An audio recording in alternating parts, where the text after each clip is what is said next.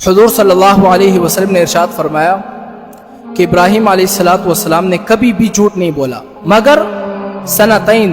مگر 3 جھوٹ بولے ہیں، لیکن وہ جھوٹ بھی بظاہر جھوٹ تھے لیکن حقیقتاً جھوٹ نہیں تھے۔ ایک دفعہ جا رہے تھے ایک ملک سے دوسرے ملک کی طرف، تو وہاں کا جو بادشاہ تھا وہ زانی تھا، عورتوں سے جو ہے بدکاری کرتا تھا۔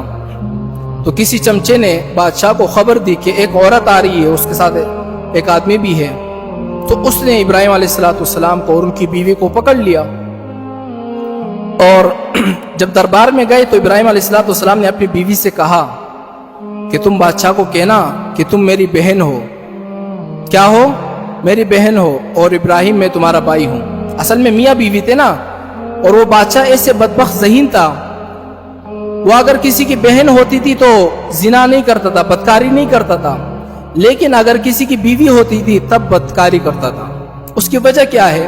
اس نے کہا کہ ایک کواری لڑکی ہوگی، اس کو حمل ٹھہر جائے گا، اس کی نسبت میری طرف ہو جائے گی، لیکن اگر کسی کی بیوی ہوگی حمل ٹھہرے گا، میرا حمل تو ہوگا نہیں، وہ اس کا اپنی میاں کا حمل ہوگا۔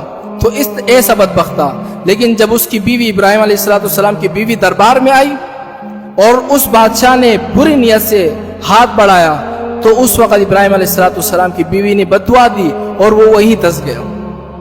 پھر اس نے مہربانی کر کے دعائیں کی کہ مجھے چھوڑ دو، میں تمہیں کچھ نہیں کہوں گا۔ پھر نکلا، پھر وہ آگے بڑھا، پھر ابراہیم علیہ السلام کی بیوی نے بد دعا دی، پھر دھس گیا۔ پھر اس نے معافی تلافی کی، اب میں کچھ نہیں کروں گا۔ پھر 3 دفعہ اسی طرح ہوا۔ پھر اپنے چمچے سے کہا یہ تم کس جن کو لے کر آئے ہو کہ جو میرے ساتھ یہ معاملہ ہو رہا ہے؟ تو بادشاہ نے الٹا حضرت ابراہیم علیہ السلام کو حضرت ہاجرہ بھی دے دیا کہ یہ خدمت کے طور پر رکھ دو۔